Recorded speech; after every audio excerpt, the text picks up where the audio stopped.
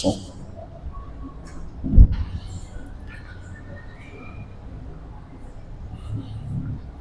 Boa noite, irmãos, e a graça e a paz do nosso Deus, amém?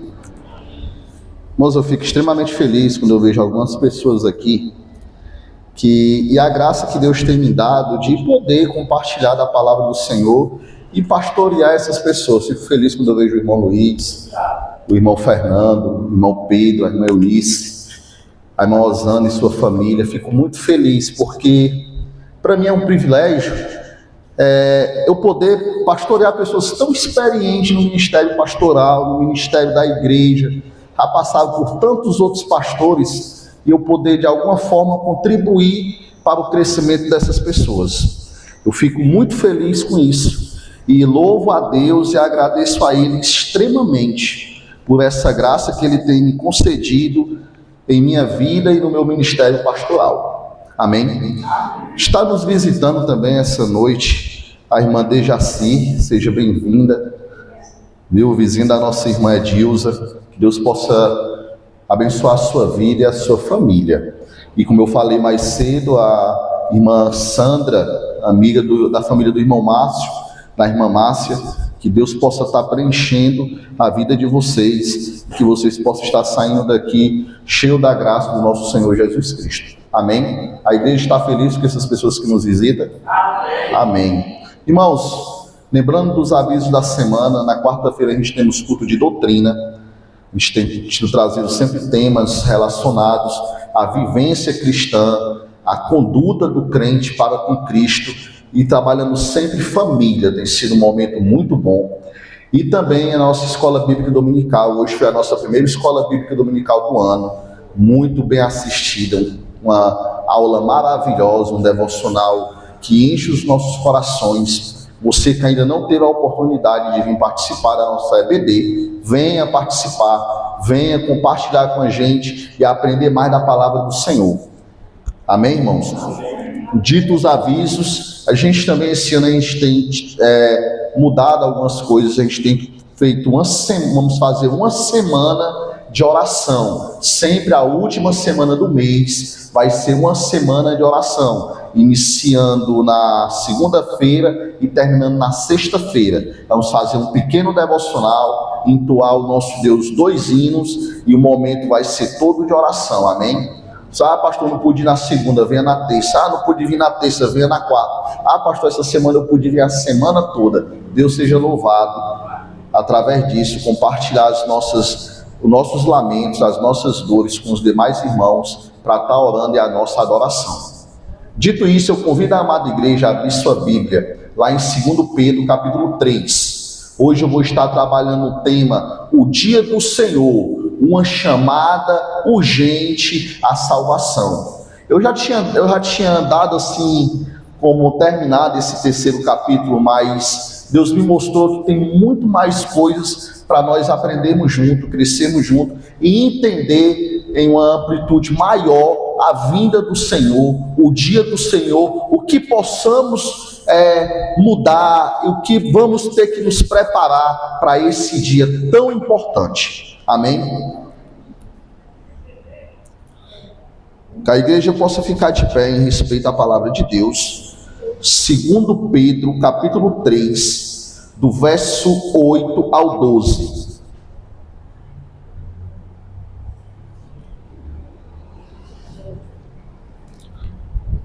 Mas há uma coisa, amados, que vocês não devem esquecer, que para o Senhor um dia é como 1000 anos, e 1000 anos são como um dia.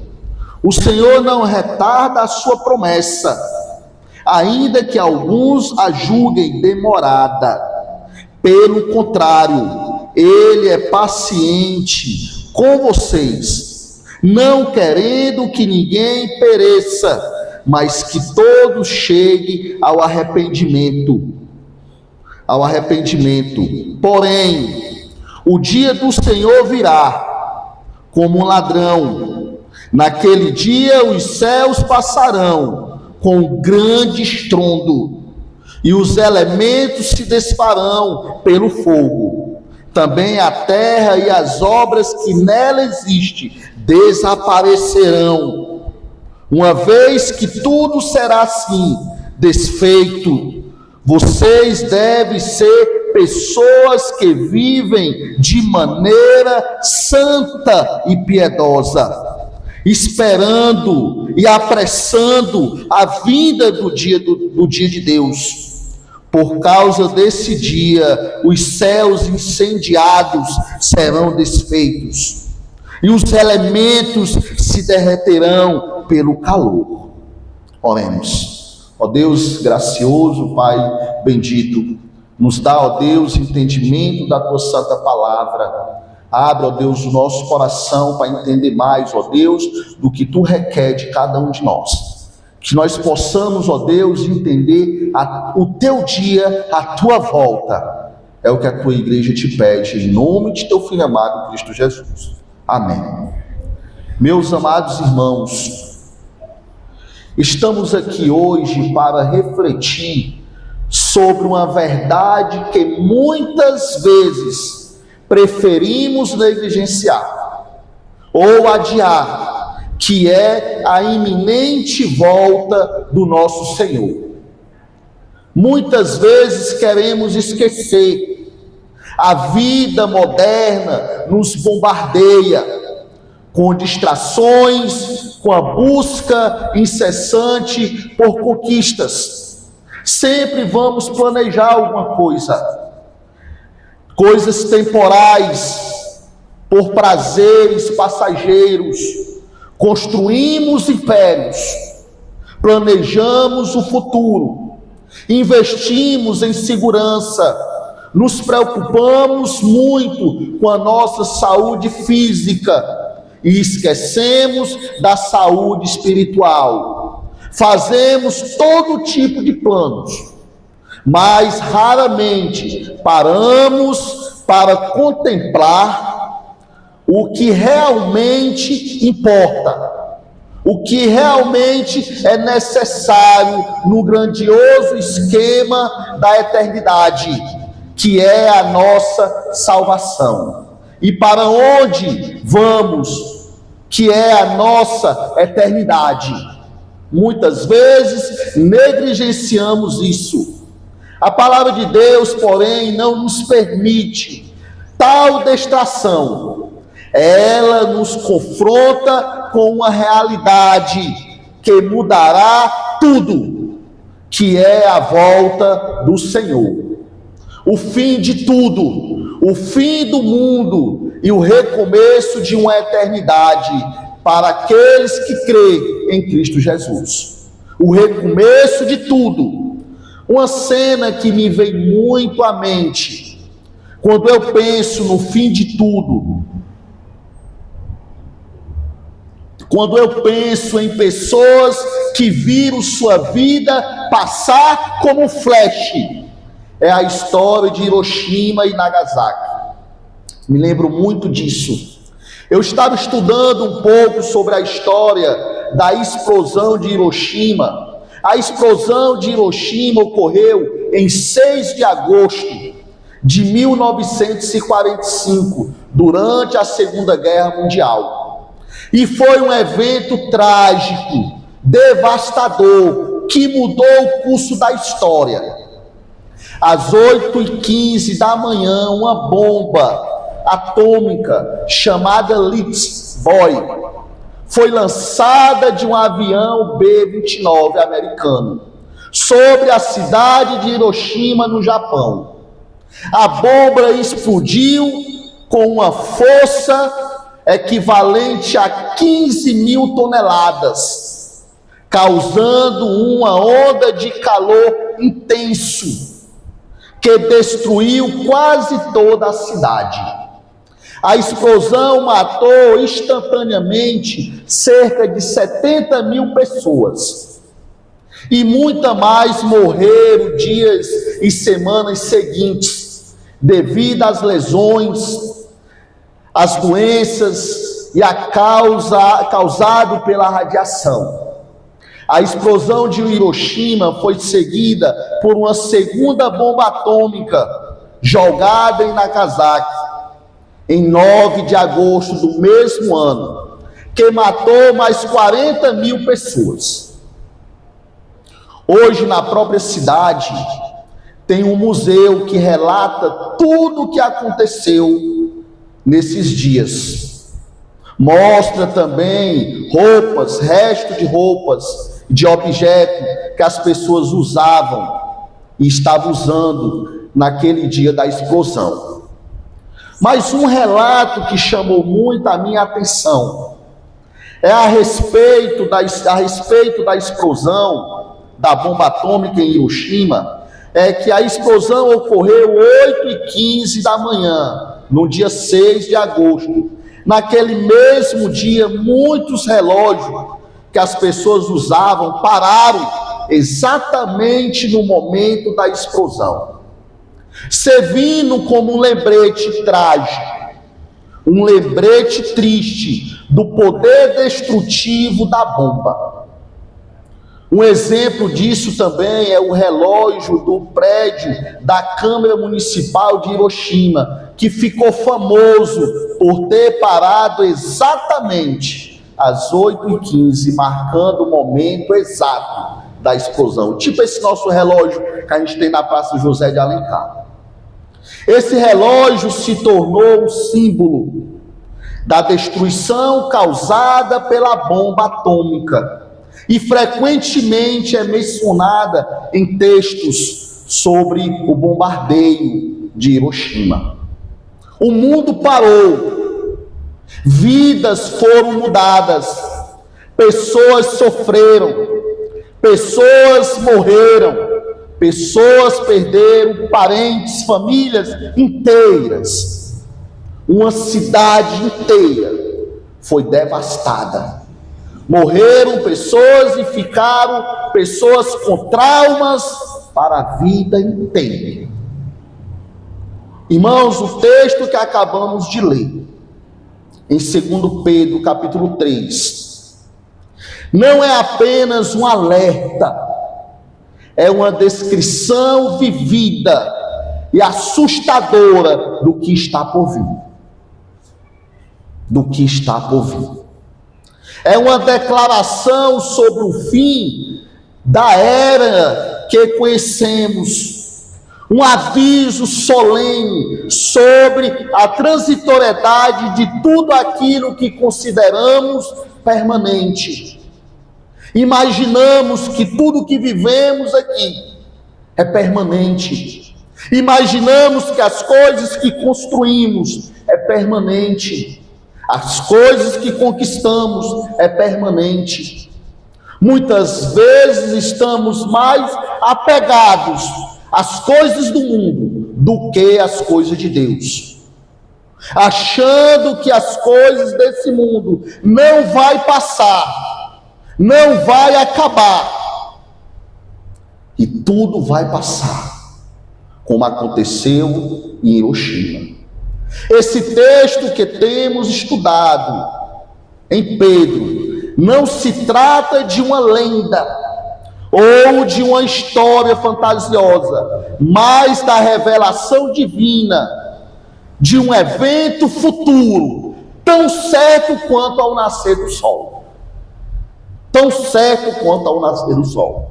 Este versículo nos convida a sair da nossa letargia espiritual, nos convida a sair do nosso conforto espiritual e encarar de frente a soberania de Deus sobre o tempo e o destino da humanidade. Nos confronta a entender que estamos aqui só de passagem. E tudo isso vai passar. Hoje eu quero convocar cada um de vocês a uma reflexão profunda, da sua vida. Como você tem servido ao Senhor?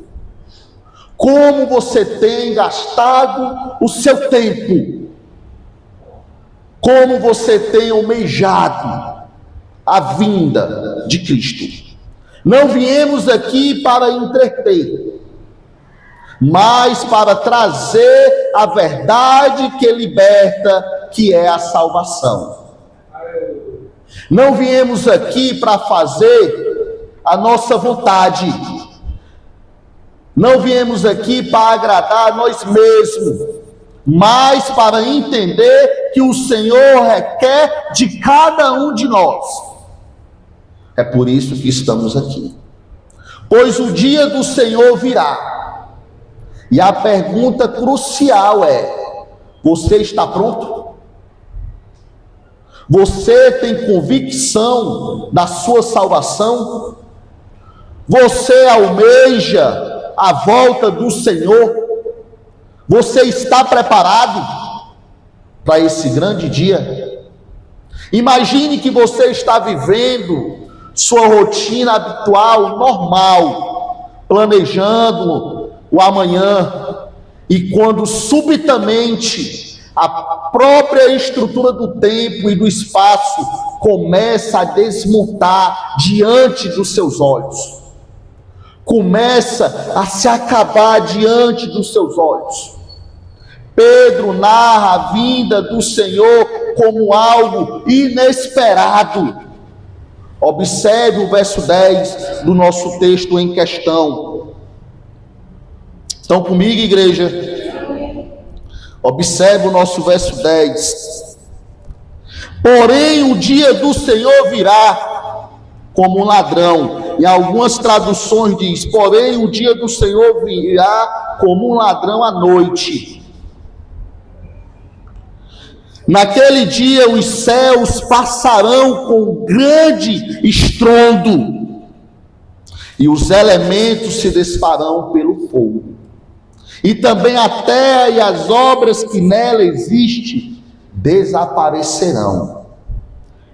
No verso 12 diz: esperando e apressando a vinda do dia de Deus. Por causa desse dia, os céus incendiados serão desfeitos, e os elementos se derreterão pelo calor. Um calor maior do que o calor da bomba atômica em Hiroshima, que foi comparada a 15 mil toneladas. Com esse pensamento, eu quero estar trabalhando o primeiro ponto essa noite, desse tema que eu vou estar trabalhando esse mês, sobre o retorno à volta do Senhor. O primeiro ponto: é inevitável o dia do Senhor, um encontro inadiável que vamos ter. Nesse texto que acabamos de ler, no verso 10, começa com a afirmação categoricamente: mas o dia do Senhor virá como um ladrão. Em algumas traduções, como um ladrão à noite. Esta linguagem não é poética, e sim profética. O dia do Senhor é um tema recorrente nas Escrituras, descrevendo o tempo de intervenção divina, dramática, tanto para o juízo sobre os ímpios, quanto para a redenção final dos justos. A comparação como um ladrão enfatiza a imprevisibilidade e a surpresa. Essa é a comparação. Ninguém sabe o dia nem a hora, o que anula qualquer tentativa de postergação ou preparação tardia. Anula qualquer pensamento que podemos deixar para a última hora. A nossa decisão de nos consertar ou a nossa decisão de servir. Estou diante aqui de um público de crentes em Cristo Jesus. Tem algumas pessoas que ainda não tomaram suas decisões, mas aqui nos alerta para esses dois extremos. Para você consertar a sua vida, Ou você vê de que maneira você está servindo ao Senhor. Não tem essa ideia de deixar para a última hora. A vinda do Senhor não é uma possibilidade, é uma certeza, não é um evento localizado em um só local. Ele é global e cósmico, afetando toda a criação. Toda a criação. Jesus mesmo alertou sobre a sua vinda repentina, de surpresa. Lá em Mateus 24, acompanhe comigo, verso 42.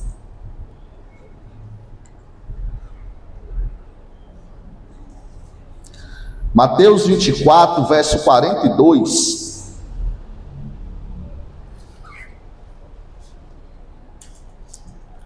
Não diz assim: portanto, vigiem, porque vocês não sabem em que dia virá o Senhor de vocês. Porém, considere isto: se o pai de família soubesse a que hora viria o ladrão, vigiaria, e não deixaria que a sua casa fosse arrombada. Em algumas traduções diz: e não deixaria a porta da sua casa aberta. Por isso estejam também vocês, o quê? Preparados, porque o Filho do Homem virá a hora em que vocês menos esperam. A hora que vocês menos esperam. Aqui encontramos o Senhor Jesus dizendo que devemos estar o quê? Vigilantes, pois não sabemos em que dia o nosso Senhor voltará. Vigilantes, alertas, não dormindo. Se acorda, Áquila, não dormindo, vigilantes. Essa vigilância não é uma ansiedade paralisante que vai te paralisar, que vai te pôr medo, mas uma prontidão ativa, uma vida que reflete a expectativa deste encontro. O Criador, deste encontro com o teu Salvador, com o teu Criador. Que momento lindo! É verdadeiramente quando você marca aquele encontro com o seu primeiro amor. Eu me lembro quando eu marquei, primeira vez para sair com a Jenny, nós já namoramos, não se comparou a nada. E a gente era amigo, eu ia muito na casa dela, mas quando nós temos assim, estamos namorando, aí estamos namorando.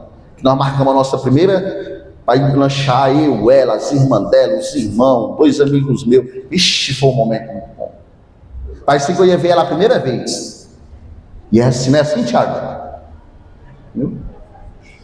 É assim. O Tiago disse que deu carona na Sabrina algumas vezes, quando chegaram e falaram, vamos, e aí, vamos, dá certo, vamos namorar. Ah, foi outra coisa, né, Tiago? Ah, foi outro olhar. É assim. Então é essa expectativa, é este encontro, é essa ansiedade. Este dia é inevitável. Significa que não há como escapar. Todos enfrentaremos esse grande dia. Agora eu te pergunto, amada igreja, para apresentar bons frutos,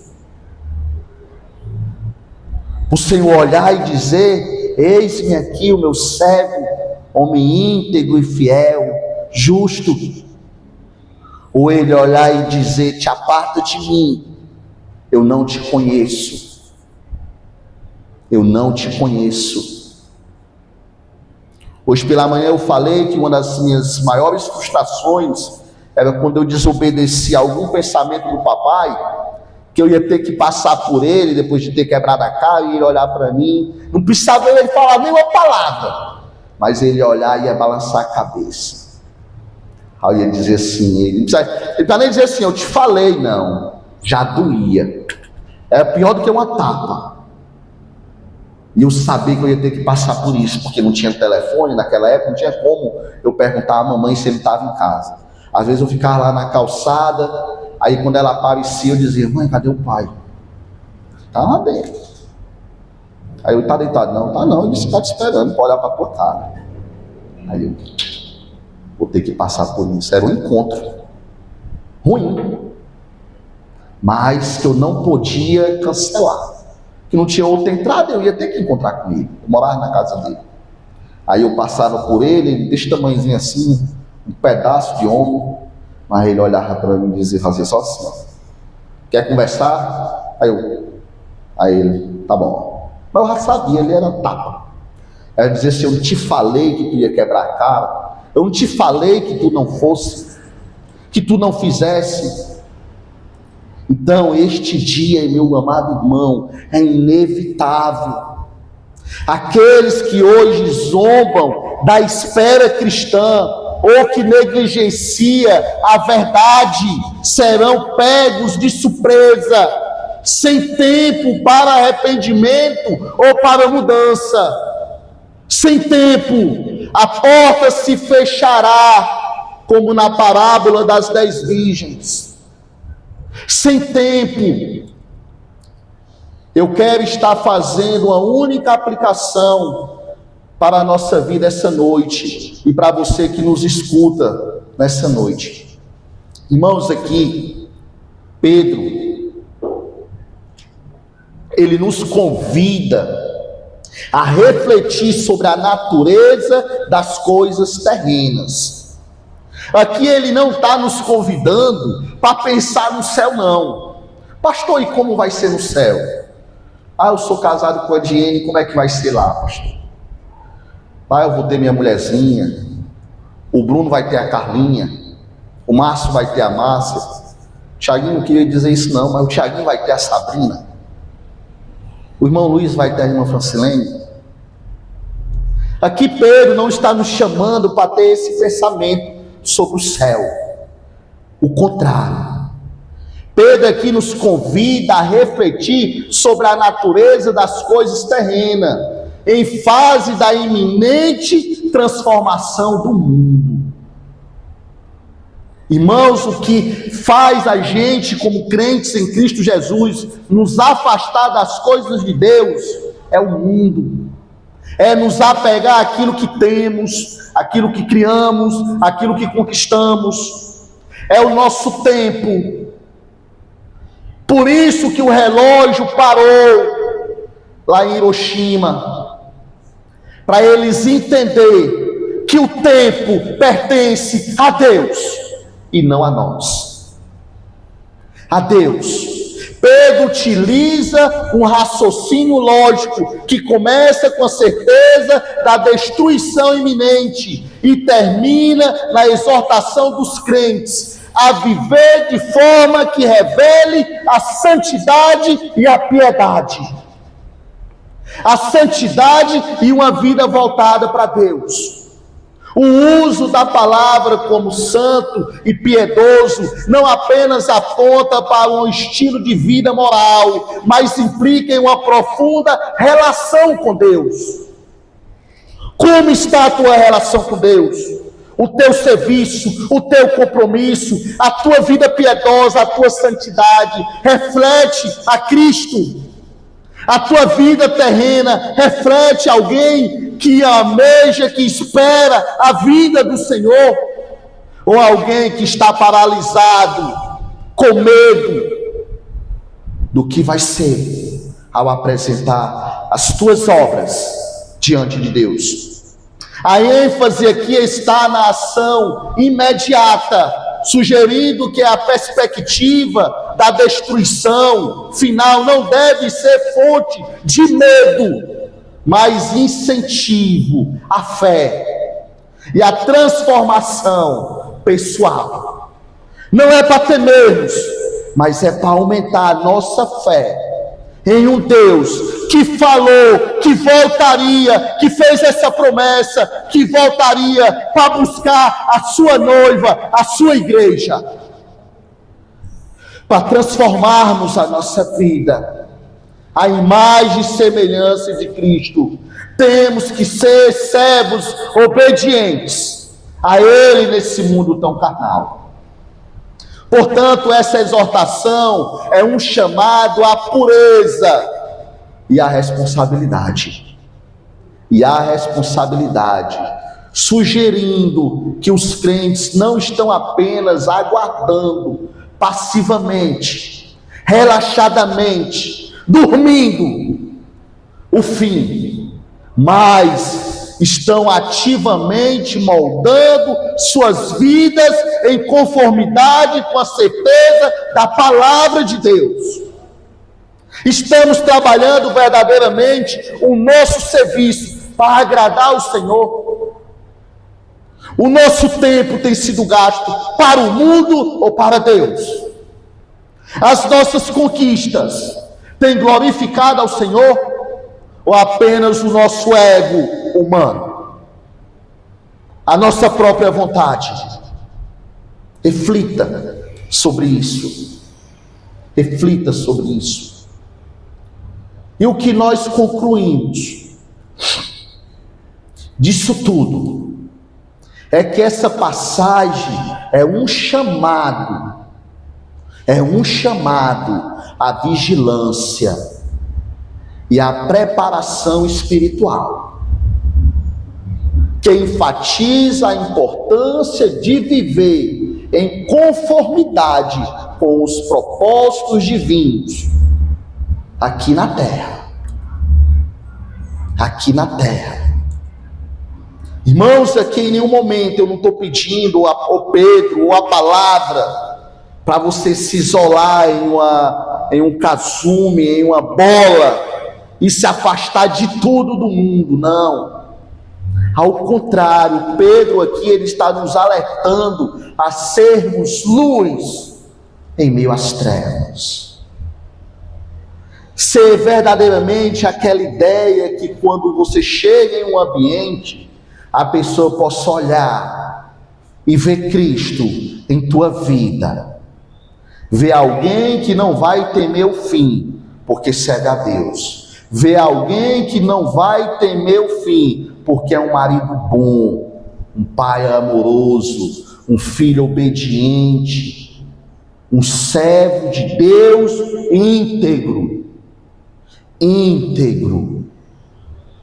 É isso que Pedro nos alerta aqui. É reconhecer que a sua vida não é sua. Não te pertence. Há um tempo determinado para tudo. E o fim desta era está se aproximando. Cada dia mais. O Senhor não deixou o dia certo, mas Ele sempre nos alertou a olharmos para as mudanças do que tem acontecido.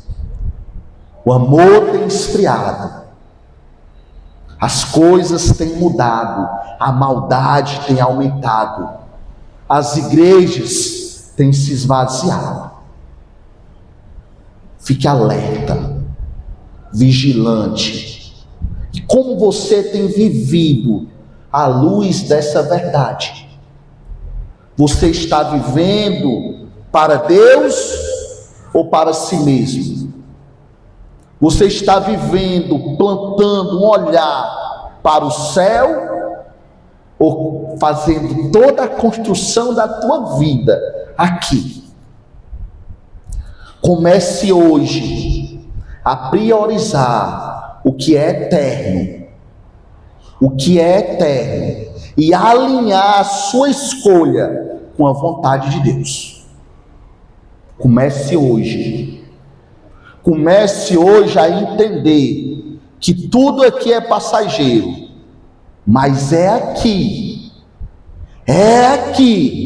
que a tua luz tem que brilhar, porque no céu a única luz que vai brilhar e é necessária é a de Cristo Jesus sobre nós. Mas aqui é aqui que nós temos que refletir essa luz e o Espírito Santo de Deus em nossa vida. é aqui. Comece hoje a ter um pensamento voltado para a eternidade. E que você possa dizer o que está escrito lá em Apocalipse 22, 20. Maranata, ora vem, Senhor Jesus. Maranata, ora vem, Senhor Jesus. Que nós possamos desejar a vinda do Senhor e tendo a certeza que somos servos obedientes. Servos obedientes. Que somos verdadeiramente aquele servo que escuta a voz de Deus e diz: eis-me aqui, Pai, usa-me. A minha vida não pertence a ti, usa-me. Mas se você não tem esse pensamento, essa vida alinhada para as coisas de Deus, então tema a vinda do Senhor, porque a vinda dele vai ser mais estrondante do que qualquer bomba atômica que nós não vivemos, mas sabemos da história. Sabemos da história. E quem já estudou sobre as causas da bomba atômica, só em ler dói. Só em ler dói. Nada se compara. Mas a vinda do Senhor para aqueles que não têm uma vida reta, uma vida que possa dizer: Maranata, ora vem, Senhor Jesus, vai doer. Vai doer. Vamos orar ao nosso Deus enquanto o grupo de louvor vem para cá, para o altar. Senhor Deus amado, Pai gracioso, muito obrigado, ó Deus, pela Tua palavra, Deus, em nossa vida. Pai, nos traz, ó Deus, o entendimento, ó Deus, da Tua volta, do Teu retorno, para buscar a Tua igreja, a Tua noiva. Preenche, ó Deus, em nossa vida, Deus, qualquer vazio. Preenche, Deus, em nossa existência, a Tua essência, o Teu amor e o Teu Espírito Santo. E afasta de nós, ó Deus, tudo aquilo que não vem de Ti. É o que Te pedimos em nome de Cristo Jesus. E já Te agradecemos. Amém. Irmãos, os irmãos vão cantar o último louvor. Quando eles terminar, eu vou estar fazendo a bênção sacerdotal. Amém?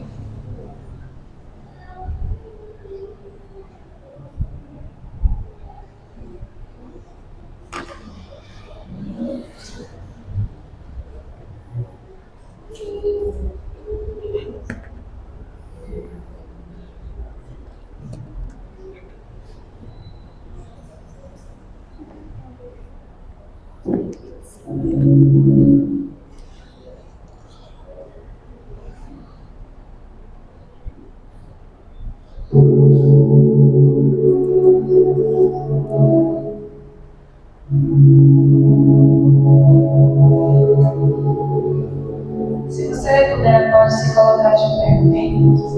Glória a Deus.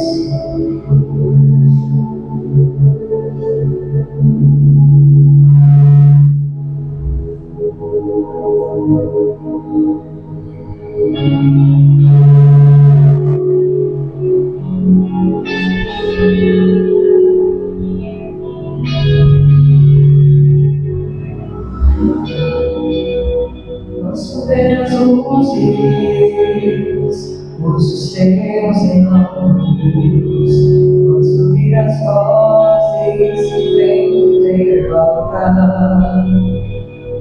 Posso ver as luzes, os teus em luz, posso ouvir as vozes que vêm do teu altar. Eu não conheço outra canção que te descreva com perfeição. Santo, Santo, Deus poderoso, Santo, Santo, Deus poderoso, os anciões adorar. Joga suas coroas com a prata, as criaturas aclamam. Dia e noite sem parar. Eu não conheço outra canção que te descreva com perfeição. Santo, Santo, Deus poderoso, Santo, Santo, Deus poderoso.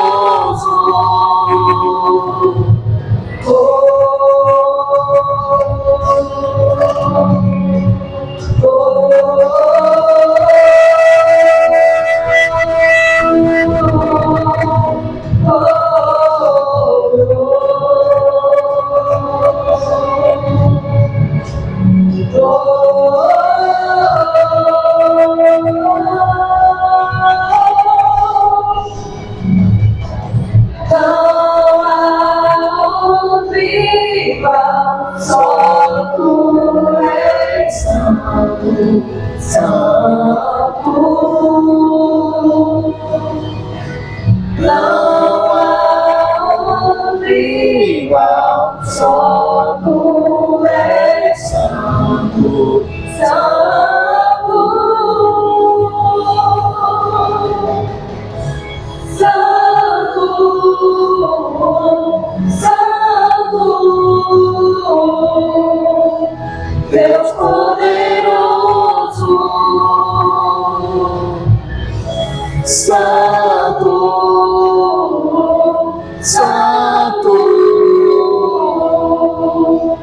Deus poderoso, Santo, Santo, Deus poderoso,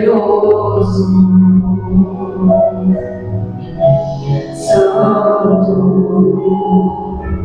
Santo, Deus poderoso.